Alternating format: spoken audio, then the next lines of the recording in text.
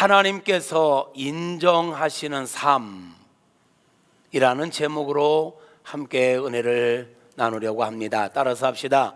하나님께서 인정하시는 삶. 하나님께서 인정하시는 삶.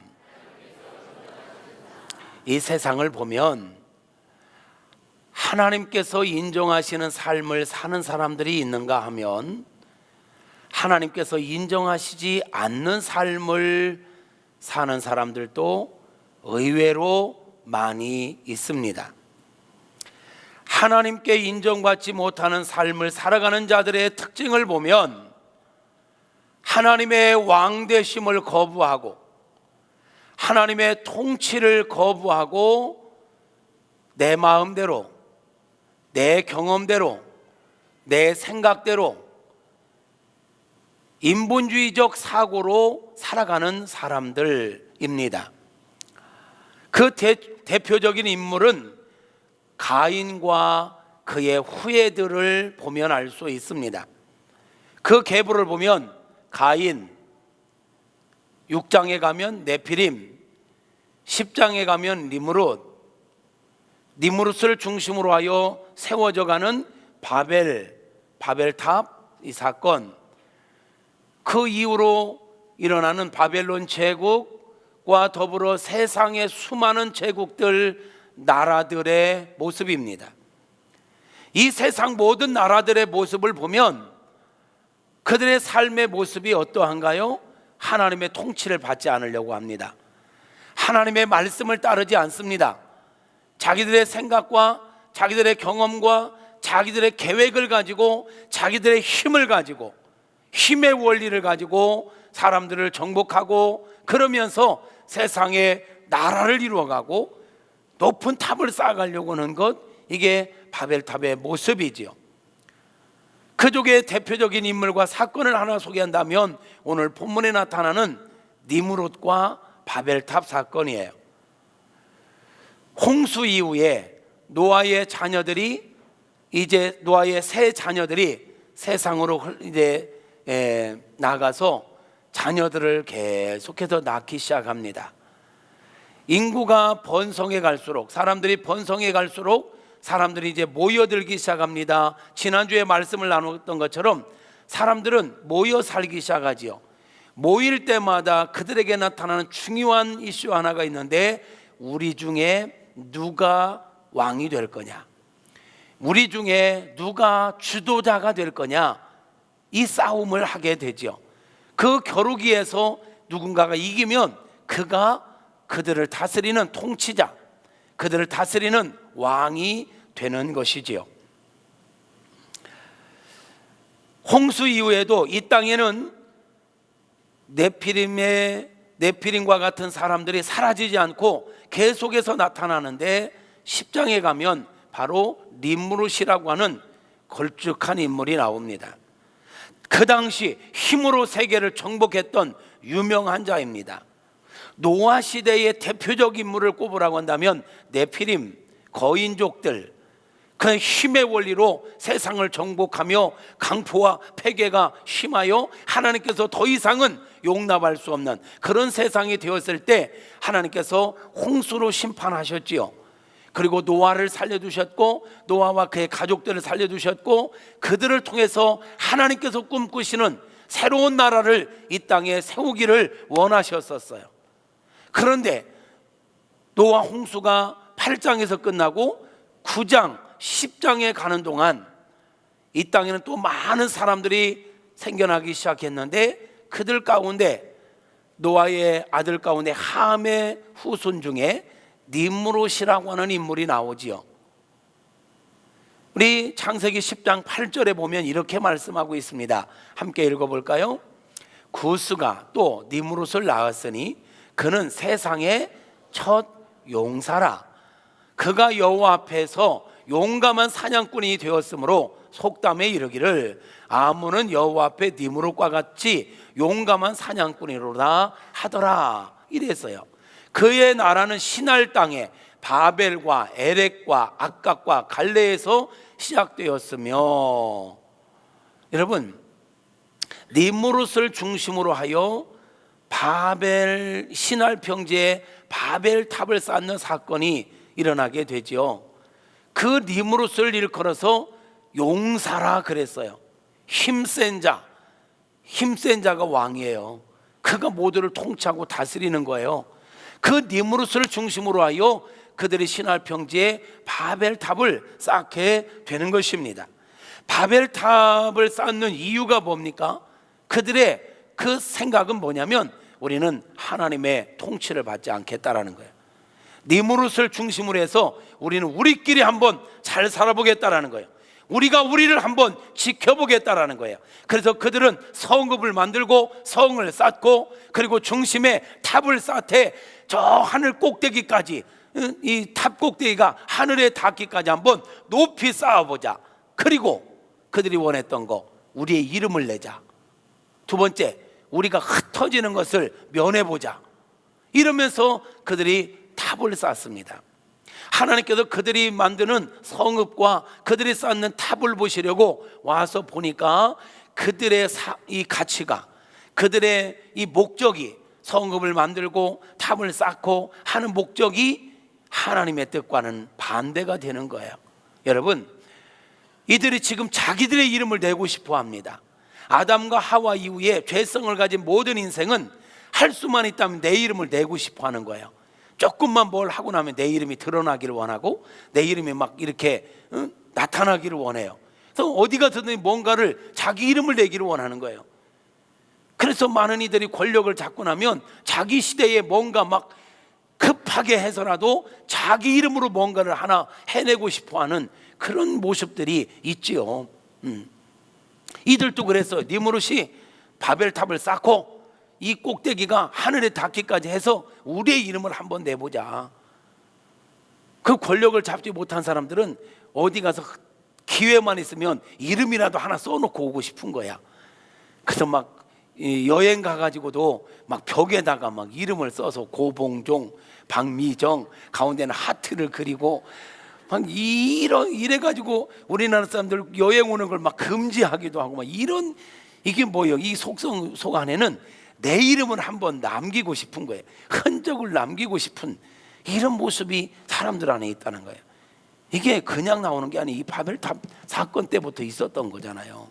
그리고 이들이 뭐예요? 흩어짐을 변하자라는 거예요. 하나님은요, 모여있지만 말고 흩어지라는 거예요. 삶의 현장 속으로 흩어지라는 거예요. 세계 열방으로 흩어지라는 거예요. 흩어져서 있는 곳에서 주의 이름을 증거하고 선한 영향력을 끼치며 살라는 것, 땅끝까지로 내 증인이 되라는 것, 모든 족속을 제자 삼으라는 것, 이게 하나님의 뜻인 줄로 믿습니다. 하나님의 말씀인 것입니다. 근데 이들은 흩어지지 말자는 거예요. 우리끼리 모이자라는 거예요. 우리끼리 계속 함께 있자라는 거예요. 여러분, 건강한 교회는요, 첫째, 모이는 교회, 모이기에 힘쓰는 교회입니다. 아멘입니까? 모여야 돼. 일단은. 그런데 모이는 것만 힘쓰면 건강한 교회가 아니에요. 모여서 은혜를 받고 모여서 하나님의 음성을 듣고 하나님의 은혜를 받았다면 이제 뭘 잘해야 되느냐? 흩어지는 교회. 우리의 가정으로, 우리의 직장으로, 우리 학생들의 학교로, 우리의 삶의 현장으로 나아가서 그곳에서 하나님의 은혜를 흘려보내고 그곳에서 하나님의 영광을 드러내는 삶을 사는 것, 이게 건강한 교회의 모습인 것입니다. 할렐루야. 근데 이들은 우리끼리 좋은 거 우리끼리, 우리와 반대되는 사람을 짓밟고 정복하고 그래서 무조건 내게 순종하고 굴복하게 만들겠다. 이게 바벨탑 사건의 정신이에요. 이거는 하나님이 원하시는 게 아니에요. 하나님이 원하시는 게 아니에요.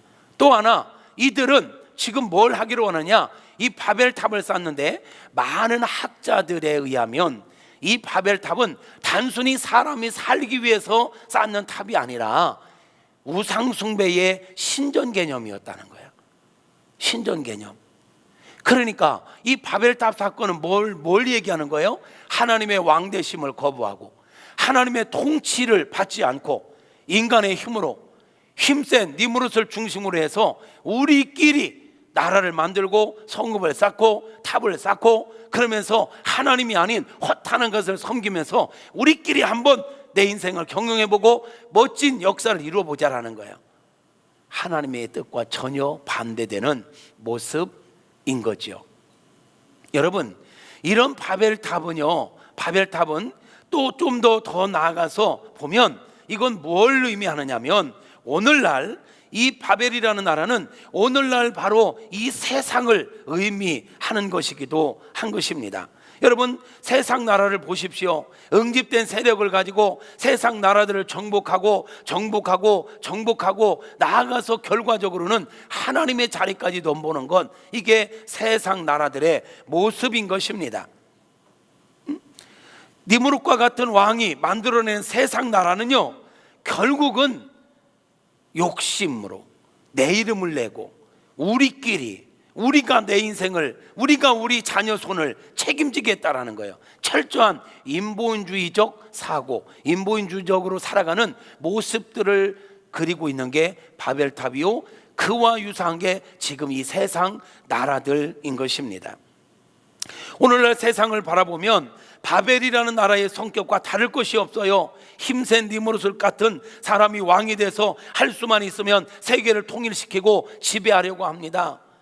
우리 젊은 세대들은 잘 아는 것처럼 프리메이슨이나 일루미나티나 이들이 세계 단일 정부를 꿈꾸며 그걸 실행하고 있는 모든 실행 단계가 이미 실행 단계에 접어들었다고 하잖아요. 세계 단일 정부를 꿈꾸고 있어. 그러면서 세상을 넘보고 세상을 정복하겠다는 거예요. 자기들 마음대로 적그리스도 그 자기들 마음대로 세상을 흔들면서 자기가 최종적으로는 하나님의 자리에 앉겠다라는 거야. 이런 사고로 시작된 게 바벨탑이요, 그 위에 일어나는 수많은 제국들의 모습입니다. 바벨론 제국, 아수르 제국, 바사 제국, 로마 제국, 이런 모든 제국들의 정신을 보면 막강한 힘을 바탕으로 해서 일단 우리가 딱 하나가 되고, 그 다음에 우리가 좀 더 안정이 되면 옆에 나라, 힘없는 나라들을 먹고 정복해서 세계를 통일시켜서 내가 이 땅의 왕이 되리라. 그리고 원하는 건 뭐예요? 그 다음에 원하는 건 하나님의 자리를 넘보는 거예요. 느부갓네살이 그랬어요. 네로가 그랬어요. 그런데 여러분, 우리는 여기에서 중요한 걸 깨달아야 합니다. 거인족들이 다스리던 창세기 6장의 네피림 시대, 거인족들이 다스린 노아 시대, 하나님께서 보시니까 이거는 아니야. 내가 원하고 내가 꿈꾸던 나라가 아니야. 그러니까 하나님께서 홍수로 심판하신 거예요. 다시 기회를 주었어요. 그런데 니무롯이라고 하는 인물이 나와서 신할 평지에 바벨탑을 쌓고 또 하나님이 아닌 하나님의 왕권을 거부하는 세력이 강력하게 일어나서 하나님을 향하여 도전하는 거야. 그러니까 하나님께서 이것도 아니야, 무너뜨리는 거야. 바벨론 제국이 영원할 것 같았는데 바벨론 제국도 무너졌고, 바사 제국도 무너졌고, 로마 제국도 무너졌고. 여러분 보십시오. 그런 제국들이 한참 왕성할 때 감히 누가 로마 제국이 무너질 거라고 생각했을까요? 바사 제국이 무너질 거라고 생각했을까요?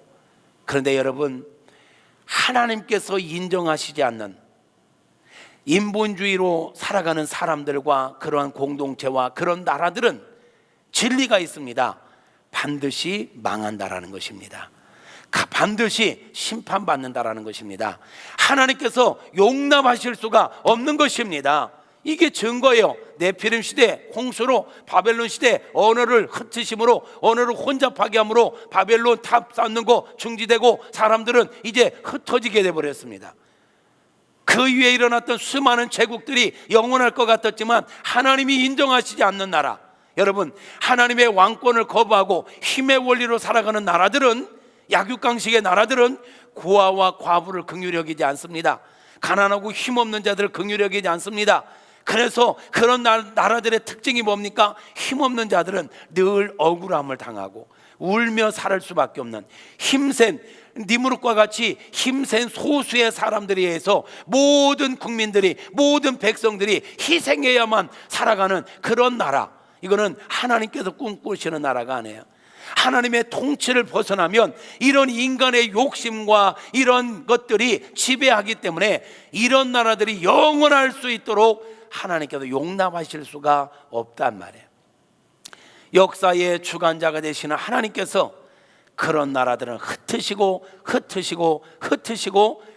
흩으시는 가운데 오늘 우리에게까지 왔습니다. 여러분, 우리가 이 땅에 살아가는 동안 하나님께 인정받고 하나님께서 응원해 주시는 인생이 되고 공동체가 되고 나라가 되어야 합니다. 그러려면 하나님께서 인정하시는 삶을 살아야 될 줄로 믿습니다. 할렐루야.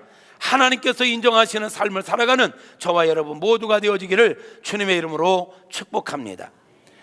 하나님께서 인정하시는 삶을 산 자들의 특징을 보면 하나님의 왕권을 인정합니다. 하나님의 통치를 받습니다.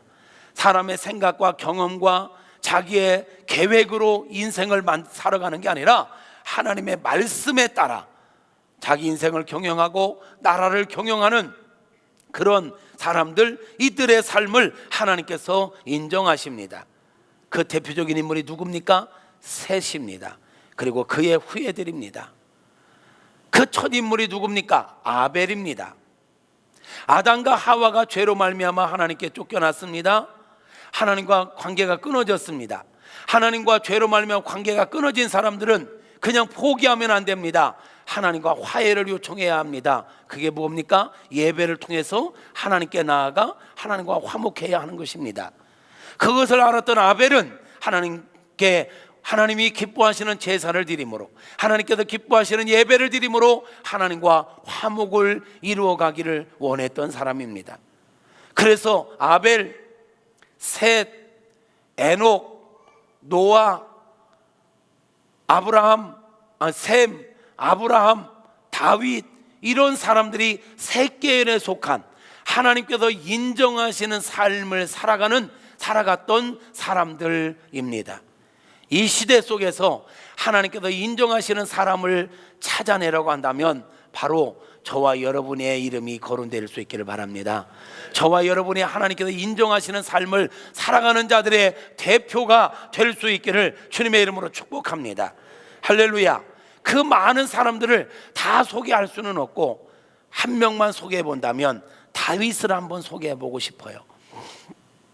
다윗의 일생을 한마디로 정의한다면 참 파란만장한 삶을 살았죠. 그의 삶은 전쟁의 연속, 싸움의 연속이었습니다. 싸움의 연속인 삶을 살았던 다윗의 삶을 일컬어서 사무엘하 8장 6절에서는 이렇게 표현하고 있습니다. 시작. 다윗이 다메섹 아람의 수비대를 두매 아람 사람이 다윗의 종이 되어 조공을 바치니라. 다윗이 어디로 가든지 여호와께서 이기게 하시니라. 중요한 얘기입니다. 다윗이 어디로 가든지 이기는 삶을 살았대요. 근데 이길 수 있었던 비결이 뭐라고요? 여호와께서 이기게 하셨더라는 거예요. 다윗의 일생은 싸움의 연속이었어요. 근데 그의 싸움은 이기는 싸움이었어요. 비결은 하나님께서 이기게 해주셨기 때문이라는 거예요. 사무엘하 8장 14절에서도 이렇게 이야기합니다. 시작. 다윗이 에돔의 수비대를 두되 온 에돔의 수비대를 두니 에돔 사람이 다 다윗의 종이 되니라. 다윗이 어디로 가든지 여호와께서 이기게 하셨더라. 여러분, 우리 인생 누가 밀어주느냐가 참 중요합니다. 누구와 함께 하느냐가 참 중요합니다. 누가 우리 손을 잡고 띄워주느냐가 중요합니다. 다윗은 하나님께서 응원하셨습니다. 하나님께서 밀어주셨습니다. 하나님께서 다윗의 손을 들어주셨습니다. 그랬더니 다윗이 어디로 가든지 이기는 삶을 살았던 것입니다. 여러분 축복합니다. 크게 아멘 하십시오. 여러분의 인생 어디로 가든지 무엇을 하든지 우리 하나님께서 이기게 해주시기를 축복합니다. 이기는 자 삶을 사시기를 축복합니다. 이왕에 살 거면 여러분 다윗만 이 싸우는 삶을 산 게 아니에요. 어떻게 보면 우리 인생 자체가 싸움의 연속 아니에요? 무한 경쟁 시대 속에서 오늘 우리가 살아가고 있다고 하잖아요. 여러분, 이기는 삶을 사시길 바랍니다. 내 방법으로, 내 계획으로, 내 성실함으로 한계가 있습니다. 여호와께서 이기게 해 주셔야 합니다. 여호와께서 이기게 해주시는 은혜가 저와 여러분에게 임할 수 있기를 주님의 이름으로 축복합니다. 하나님께서 다윗에게 왜 이기는 삶을 살 수 있도록 은혜를 주셨을까요? 비결을 찾으라고 한다면 첫째는 은혜입니다. 이후 여하를 막론하고 은혜입니다. 다윗이 다윗 될 수 있었던 건 하나님의 은혜입니다. 그런데 말이에요, 역사 속에서 하나님께 은혜를 받았던 사람들을 보면 특징이 있어요. 은혜 받을 수밖에 없는 뭔가가 있어요. 다윗의 일생을 쭉 보니까 많지만 세 가지만 찾아봤어요. 다윗이 하나님께서 인정하실 만한 삶을 살았던 그 인정하실 만한 이유가 있었더라고요. 처음에 다윗이 왕으로 기름 부음을 받을 때 사무엘이 이새의 집에 갔잖아요. 다윗의 아버지 집에 갔잖아요. 하나님께서 이새의 아들들 가운데 내가 왕으로 세울 거니까 너 이새의 집에 가서 그 아들들 가운데 한 명에게 기름 부어라, 왕으로 세워라, 이렇게 말씀하세요. 그래서 사무엘이 이새의 집에 가서 아들들 불러라 그랬더니 이새가 아들들을 쭉 불러놨잖아요. 이새 아들들이 한 명씩 이렇게 앞으로 나오는데, 야, 사무엘이 보니까 외모가 준수하고 정말 괜찮은 아들들이 있는 거예요. 그래서 마음으로 생각하기를, 이가 바로 하나님이 택한 왕감이로구나. 그래서 기름 부으려고 하면 그는 아니다, 그는 내가 택한 자가 아니다. 패스. 모인 아들들이 다 나왔는데 하나님께서 아니라는 거예요. 그 사무엘이 이새에게 묻잖아요. 당신의 아들 다 왔느냐고. 아니요, 한 놈이 남았습니다. 아마 아버지도 다윗을 왕감으로 인정하지 않았던 모양이야. 아버지는 그는 부르지도 않았어. 한 놈이 있는데 지금 들판에서 양을 치고 있나이다. 가서 빨리 데리고 오라고. 데려왔습니다. 데려와서 그가 사무엘 앞으로 오자마자 하나님께서 사무엘의 마음에 감동 주시는 게 있네요. 말씀을 한번 찾아볼까요? 사무엘상 16장 12절 13절 여기 있어요. 시작. 이에 사람을 보내요 그를 데려오매 그의 빛이 붉고 눈이 빼어나고 얼굴이 아름답더라. 여호와께서 이르시되 이가 그니 일어나 기름을 부으라 하시는지라. 사무엘이 기름 뿔병을 가져다가 그의 형제 중에서 다윗에게 부었더니 그날 이후로 다윗이 여호와의 영에 크게 감동되니라. 사무엘이 떠나서 라마로 가니라. 그러니까 양치기 하던 다윗을 불러왔는데 그를 보자마자 하나님께서 사무엘의 마음에 감동을 주기, 이가 바로 그다, 내가 찾던 바로 그다. 다윗을 보니까 빛이 나고 눈이 빼어나고 이거 눈깔이라고 그래, 눈망울이라고 해야 돼. 막 초롱초롱하고 꼭 이행규 목사 같았던 것 같아. 아멘한 사람들은 천대까지 복을 받을지어다. 막 외모가 아주 너무너무 준수했어요. 하나님께서 마음에 합한 자라. 그 장면을 똑같이 표현하고 있는 게 사도행전 13장 22절이에요. 같이 볼까요? 패하시고, 사울은 패하시고 다윗을 왕으로 세우시고 증언하여 이르시되 내가 이새의 아들 다윗을 만나니 내 마음에 맞는 사람이라, 내 뜻을 다 이루리라 하시더니 그랬어요. 그러니까 사도행전에서는 뭐라고 표현하고 있냐면 다윗을 보니까 내 마음이 합한 자다라고 표현했다는 거예요. 그러면 다윗이 외모가 준수해서 하나님께서 마음에 들어 했을까요? 아닙니다. 외모도 준수했지만 그의 자세가, 삶의 태도가, 그의 성품이 하나님 마음에 합당한 모습이 있었더라는 거예요. 여러분, 하나님은 우리의 외모도 보시지만 중심을 더 귀하게 보십니다. 우리의 가치관, 우리의 삶의 태도, 우리의 성품, 하나님께 인정받을 만한 그런 모습이 저와 여러분 안에 회복될 수 있기를 바랍니다. 그럼 다윗은 어떠한 성품을 가지고 어떠한 삶의 태도를 가지고 살았기에 하나님께서 인정하셨을까? 다윗의 일생을 보니까요, 다윗은 기본적으로 성실한 사람이었어요. 성실한 사람이었어요. 자기에게 무슨 일이 맡겨지면 최선을 다합니다. 아니, 목숨을 걸고 자기에게 맡겨진 일을 해내는 책임감 있는 사람이었습니다. 지금 형들은 지금 왕이 되겠다고 다 아버지의 부름을 받고 가는 중에도 다윗은요, 그거에 연연하지 아니하고 지금 자기에게 맡겨진 일은 양을 돌보는 일이야.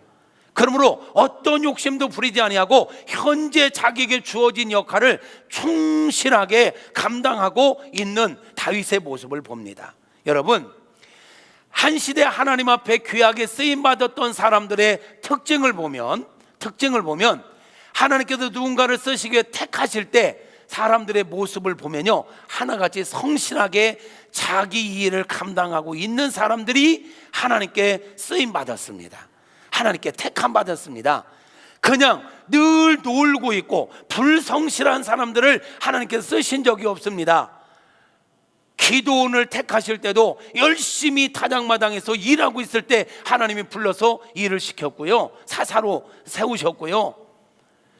예수님께서 제자들을 부르실 때도 그냥 놀고 있는 사람들을 택해서 제자로 삼은 게 아니라 비록 밤새도록 헛금을질을 했다 할지라도 그물을 다시 다음에 또 일하기 위해서 그물을 잘 정리하고 있는 그들을 택하셨고 그들을 제자 삼으셨어요. 그러니까 하나님께서 찾으시는 사람은 기본적으로 성실한 사람입니다. 책임감이 있는 사람입니다. 여러분이 하나님께 인정받기를 원하신다면 성실하십시오. 책임감을 회복하십시오. 다윗은 이런 얘기를 합니다. 아버지 심부름을 하기 위해서 전쟁터에 나가 있는 형들에게 갔죠.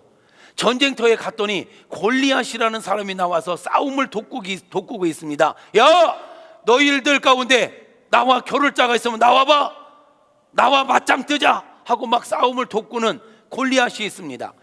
그냥 단순하게 나와봐 이것만 하는 게 아니라 하나님을 모욕하며 하나님을 우습게 여기며 막 그냥 되지도 않는 소리를 막 하는 거예요. 그런데 사울 왕을 비롯해서 모든 군사들이 짹소리도 못하고 벌벌벌벌 떨고만 있는 그때 다윗이 골리앗이 외치는 그 소리 듣고 막 의분이 생기는 거야. 저 이방의 개 같은 놈이 만군의 여호와 하나님의 이름을 저렇게 막말을 해? 이거는 가만둘 수가 없다. 막 자기가 막 싸우겠다고 나서잖아요. 그러니까 사울 왕을 비롯해서 형제들도 만류합니다. 야, 너 같은 꼬맹이가 넌 전쟁 한 번도 해본 적이 없잖아. 네가 어떻게 저 장수 육척장수를 만주해서 싸울 수 있단 말이야. 까불지 말고 저 가 있어. 요즘 애들 말로 찌그러져 있어. 졸지 말라고 이런 단어 쓰는 거예요. 나 상당히 고급 언어만 쓰는데 조는 분들을 위해서 가끔 한번 충격 언어를 쓰는 거 양해 부탁합니다. 찌그러져 있어. 이럴 때 다윗이 뭐라고 합니까? 그러지 마세요. 제가 전쟁터에 나와보지는 않았어도 제가요, 저에게 맡겨진 양들을 지키다가 사자나 곰이 와서 내 양들을 물고 가면 나는 쫓아가서 맨손으로 사자 입을 찢고 그 속에서 내 양들을 찾아왔던 사람입니다. 이 말을 다시 말하면 자기에게 맡겨진 일을 위해서라면 목숨을 걸고 책임을 완수하는 사람. 다윗은요, 기본적으로 성실했고 기본적으로 어떤 일이 맡겨지든지 목숨을 걸고 책임을 완수하는 책임감이 강한 그런 사람이었습니다. 그러한 다윗을 아시기에 하나님께서 다윗을 볼 때 내 마음에 합하다라고 말씀하셨던 것 같아요. 여러분 축복합니다. 성실하십시오. 책임감 회복하십시오. 많은 사람들이 오늘날 보면 책임감이 없습니다. 자기에게 맡겨진 일에 대해서 너무 무책임하게 행동을 합니다. 여러분, 하나님 앞에 하나님 나를 써주시옵소서, 시대의 획을 긋는 인물이 되게 해 주시옵소서, 막 이렇게 기도는 하면서 불성실해, 무책임해, 예언하건대 죽었다 깨어나도 쓰임받지 못합니다.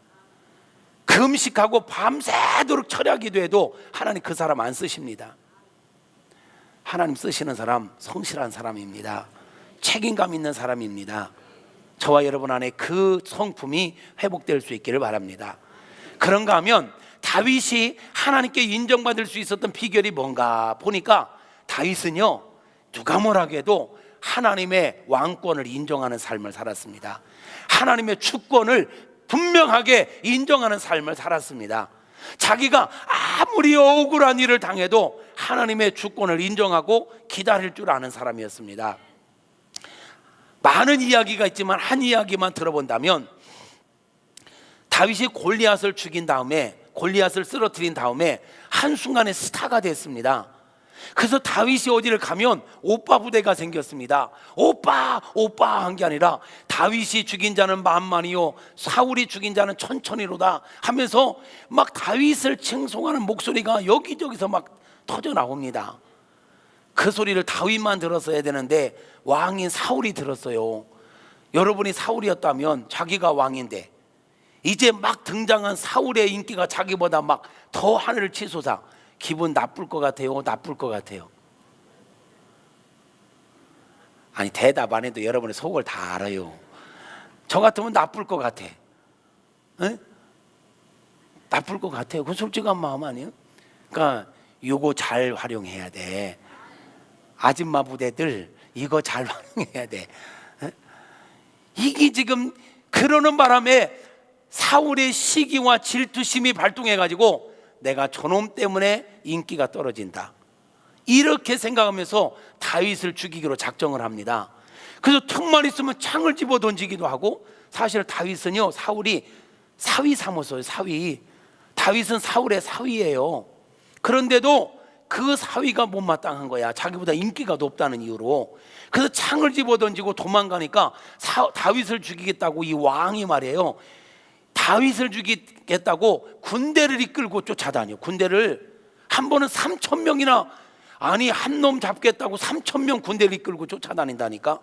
그래도 하나님께서 다윗을 지키시면 3,000명이 아니라 3만 명, 30만 명이 와도 당해낼 수가 없습니다. 여러분의 인생을 하나님이 보장해 주시길 바랍니다. 하나님의 통치권에 들어가면 하나님 보장하십니다. 자, 그런 일이 있었어요. 그런 일이. 그래서 지금도 이번에도 다윗이 사울을 피해 도망갔어.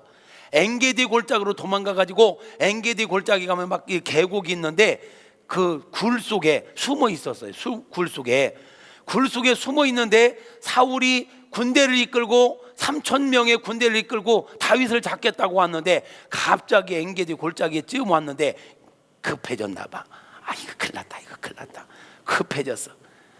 그래가지고 어디 가서 할까 하니까 굴 속으로 들어가야 될 것 같았던 모양이야. 그래서 굴 속에 들어갔는데 그 굴 속에 지금 누가 숨어 있냐면 다윗이 숨어 있는 거야. 여러분, 굴에 처음 들어가면 갑자기 우리 동공이 넓어져 있다가 굴에 들어가면, 아니 저 밖에 환한 데는 좁아지잖아. 빛을 조금 받으려고. 근데 굴에 들어가면 이게 좁아지니까 잘 안 보여. 근데 깜깜한데 갑자기 가면 처음엔 안 보지만 조금 있으면 보이죠. 왜? 이 동공이 넓어지는 거야. 그러니까 다윗은 먼저 들어가서 지금 적응이 된 상태인데 사울은 급해가지고, 그렇지 않아도 급해, 아무 정신 없는데 처음에 들어가니까 아무것도 안 보여. 그래서 볼일을 보고 있는데 다윗과 그의 부하들이 그래, 응? 죽은, 이거는 하나님이 죽은을 향해서 주는 찬스입니다. 기회입니다. 한 방에 끝내십시오. 한 방에 끝내십시오. 이렇게 요청을 해. 그런데 다윗이 뭐라고 합니까? 하나님이 기름 부어 세운 종을 내가 죽이는 건 이거 옳지 않다. 절대로 건드리지 마라. 그러면서 사울의 옷자락만 조금 이렇게 베었어요. 옷자락. 근데 이거 옷자락 베인 것도 마음 아파해. 내가 하나님이 세운 왕에 지금 자기가 지금 억울하게 쫓기는 신세예요. 그런데 하나님이 세운 종을 건드리는 거에 대해서 이렇게 마음 아파하는, 이게 뭐예요? 하나님의 왕권을 인정한다라는 거죠. 아멘입니까? 사무엘나 24장을 한번 봐요. 앞에 보세요. 시작. 사울이 블레셋 사람을 쫓다가 돌아오매 어떤 사람이 그에게 말하여 이르되 보소서 다윗이 엔게디 광야에 있도이다 하니 사울이 온 이스라엘에서 택한 사람 3,000명을 거느리고 다윗과 그의 사람들을 찾으러 들염소 바위로 갈새 길가 양에 우리에 이른즉 굴이 있는지라 사울이 뒤를 보러 들어가니라. 다윗과 그의 사람들이 그 굴 깊은 곳에 있더니 다윗의 사람들이 이르되 보소서 여호와께서 당신에게 이르기를 내가 원수를 내 손에 넘기리니 내 생각에 좋은 대로 그에게 행하라 하시더니 이것이 그날이니이다 하니 다윗이 일어나 사울의 겉옷자락을 가만히 베니라. 그리 한 후에 사울의 옷자락을 벤 것 때문에 벤 것으로 말미암아 다윗의 마음이 찔려 자기 사람들에게 이르되 내가 손을 들어 여호와의 기름 부음 받은 내 주를 치는 것은 여호와께서 금하시는 것이니 내가 그는 여호와의 기름 부음 받은 자가 됨이라 하고 다윗이 이 말로 자기 사람들을 금하여 사울을 해하지 못하게 하니라.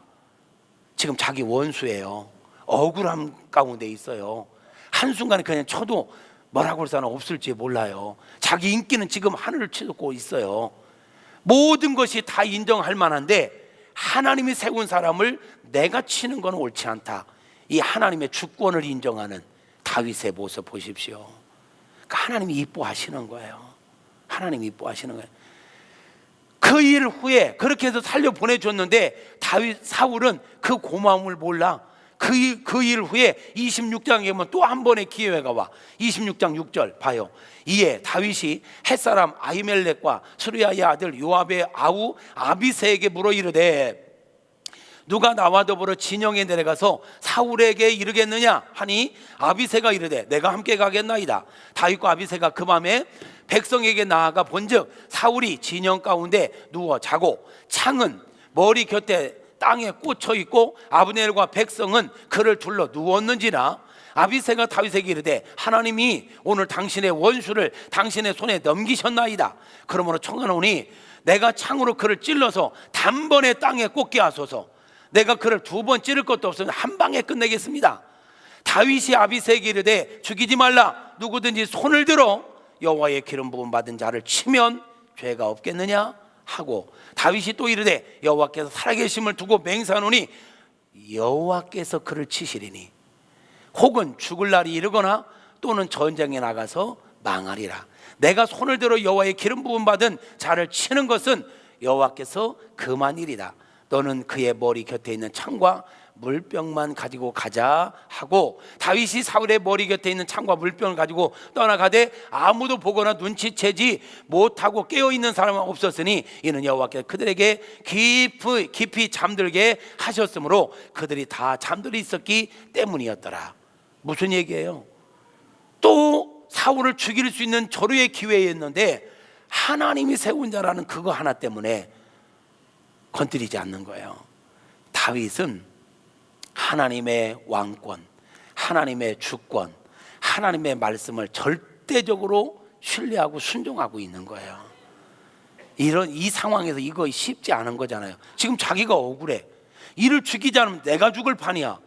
그런데도 그 최악의 상황에서도 말씀을 따르는 다윗, 하나님께서 그를 보니까 이뻐하실 만 하잖아요. 아멘입니까? 하나만 더 얘기할게요.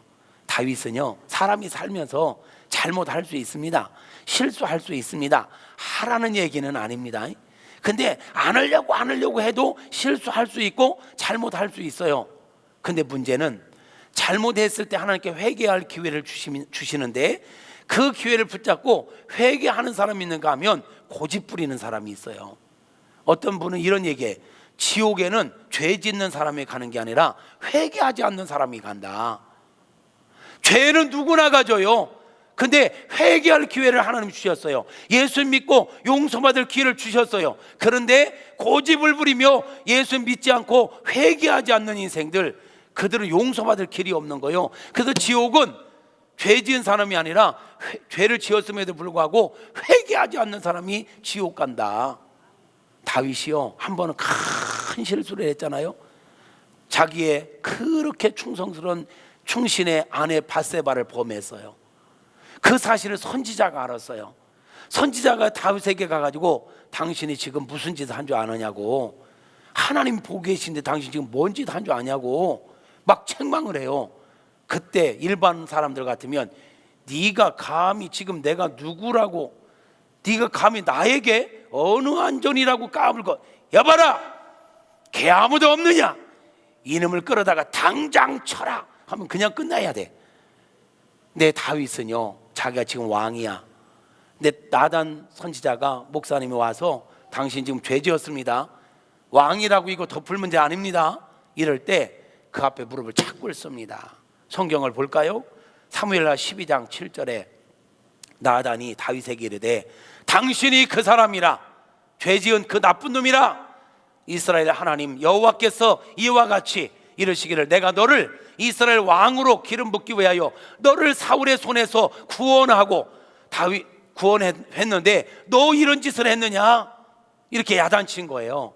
그랬더니 쭉 뛰어서 13절에 가니까 다윗이 그 이야기를 듣고 같이 읽어봐요. 시작. 다윗이 나단에게 이르되 내가 여호와께 죄를 범하였노라 하매 나단이 다윗에게 말하되 여호와께서 당신의 죄를 사하셨나니 당신은 죽지 아니하려니와. 이런 말씀을 하세요. 잘못을 지적할 때, 예, 제 잘못입니다, 제가 잠깐 미쳤었나 봐요, 아이고 이놈이 정신이 돌았었나 봐요. 성경에 있는 얘기 아닙니다. 내가 잠깐 돌았었나 봐요, 내가 왜 그랬는지 몰라요, 용서해 달라고 회개합니다. 이 장면을 시편 51편으로 가보면 다윗이 눈물로 회개합니다. 하나님 나를 버리지 마옵소서, 내 안에 정직한 영을 회복시켜 주시고 내 안에서 주의 성신이 떠나가지 않게 하옵소서, 나를 버리지 말아달라고 눈물로 회개합니다. 여러분, 하나님께서 다윗을 볼 때 내 마음에 합한 자라고 하셨던 이유를 보니까 그는 성실한 사람이었어요. 책임감 있는 사람이었어요. 아멘입니까? 하나님의 주권을 인정할 줄 아는 사람, 정말 열악한 환경 속에서 말씀을 순종하는 사람, 그리고 잘못했을 때 회개할 기회를 주시면 그 기회를 놓치지 않고 회개할 줄 아는 사람, 역시 하나님의 은혜 받을 만하잖아요. 여러분이 하나님이라기도 이런 다윗을 이뻐하시지 않겠습니까? 사랑하는 성도 여러분, 시편 127편은 이렇게 이야기합니다. 시편 127편 1절 2절 함께 읽어볼까요? 여호와께서 집을 세우지 아니하시면 세우는 자의 수고가 헛되며 여호와께서 성을 지키지 아니하시면 파수꾼의 깨어 있음이 헛되도다. 너희가 일찍이 일어나고 늦게 누우며 수고의 떡을 먹음이 헛되도다 그랬어요. 무슨 얘기입니까? 아무리 힘이 있고 아무리 권력을 갖고 있고 세상의 모든 걸 다 갖고 있다 할지라도 하나님께서 인정하시지 않으면, 하나님께서 도와주시지 않으면, 하나님께서 지켜주지 아니하시면 모든 것들이 헛되다라는 겁니다. 네피림의 시대는 금방 끝났습니다. 니므롯의 시대가 영원할 것 같았는데 그도 금방 끝났습니다. 바벨론 제국이, 아수르 제국이, 로마 제국이, 바사 제국이 영원할 것 같았지만 다 끝났습니다. 왜요? 하나님께서 인정하시지 않기 때문이었습니다. 하나님께서 인정할 수 없는 인본주의적 사고로 살아가는 그들은 하나님께서 심판하실 수밖에 없었던 것입니다. 오늘날도 마찬가지입니다. 우리가 하나님께 인정받지 못하면 우리의 삶의 모든 수고가 헛수고입니다. 시편 127편 2절에 아침에 일찍 일어나며 밤에 늦게 누우며 수고의 떡을 먹으며 헛되도다 이렇게 말합니다. 이걸 저 맞는지 모르겠는데 경상도 버전으로 하면 이른 새벽부터 밤늦게까지 쎄 빠지게 고생하는 고생이 헛수고라는 거예요. 어떻게 쎄 빠지게 수고하고 헛수고하는 삶 사실입니까? 하나님께서 인정하시지 않으면 그런 삶이 되는 것 같은데, 남는 것 같은데, 영원할 것 같은데 돌아보면 남는 게 없는 거예요. 반면에 시편 128편 1절 2절은 이렇게 말합니다. 여호와를 경외하며 그의 길을 걷는 자마다 복이 있도다. 내가 내 손이 수고한 대로 먹을 것이라 내가 복되고 형통하리로다. 하나님의 왕권을 인정하고 하나님의 주권을 인정하고 하나님의 말씀 따라 살아가는 자들, 그 손이 수고하는 대로 먹는다. 헛수고가 아니라 수고가 다 아름다운 열매로 이어지고 복되고 형통하리로다. 할렐루야. 여러분을 축복합니다. 하나님께서 인정하시는 삶을 살아가시기를 축복합니다. 오늘 우리의 인생은 싸움의 연속입니다. 승리자가 되려면 하나님이 밀어주셔야 합니다. 우리 인생 누가 밀어주느냐, 누가 응원해 주느냐, 누가 손을 잡아주느냐가 중요합니다. 다윗이 이기는 자의 삶을 살 수 있었던 건 하나님께서 이기게 하셨기 때문입니다. 사랑하는 성도 여러분, 여러분은 어떤 인생을 사시겠습니까? 사무엘하 3장 1절은 이 두 종류의 사람, 하나님께 인정받는 삶, 하나님께 인정받지 못하는 삶을 정확하게 한 절에 표현하고 있는 절이 있는데 사무엘하 3장 1절입니다. 같이 읽어볼까요? 사울의 집과 다윗의 집 사이에 전쟁이 오래매 다윗은 점점 강하여 가고 사울의 집은 점점 약하여 가니라.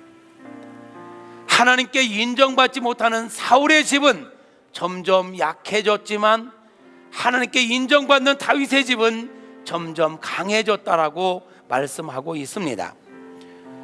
이제 우리는 선택해야 합니다. 다윗처럼 하나님의 왕권을 인정하고 하나님의 말씀을 따라 살아갈 것인가, 아니면 사울처럼 하나님의 왕권을 거부하고 내 생각대로, 내 경험대로, 내 지식대로, 내 마음대로 살아갈 것인가.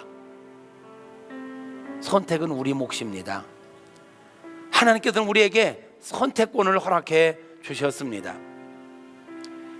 신명기 30장 15절부터 보면 이렇게 말씀하네요. 마지막 하나만 더 같이 읽읍시다. 시작. 보라, 내가 오늘 생명과 복과 사망과 화를 내 앞에 두었다.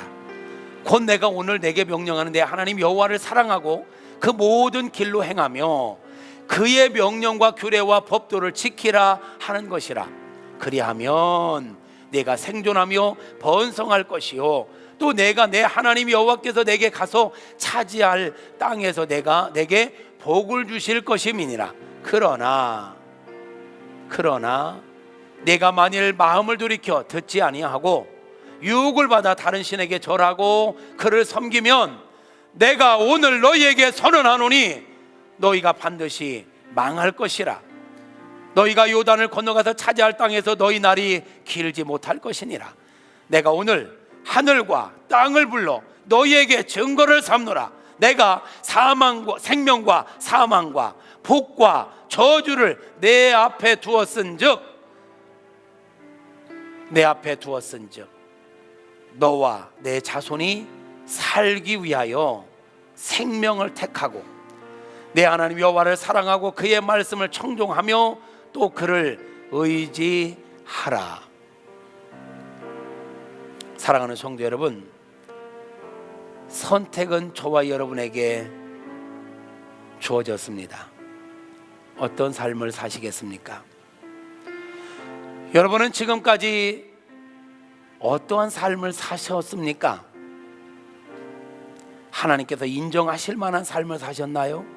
아니면 하나님께서 인정하시지 않는 삶을 살아오셨나요? 여러분은 앞으로 어떤 인생을 살아가시기를 원하십니까?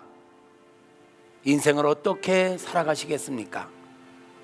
매사에 하나님께서 인정하실 만한 생각, 말, 행동이 무엇인가를 생각하면서 하나님께 인정받는 삶을 사시겠습니까? 하나님께 인정받지 못할 삶을 계속 사시겠습니까? 선택은 여러분입니다. 찬양하겠습니다.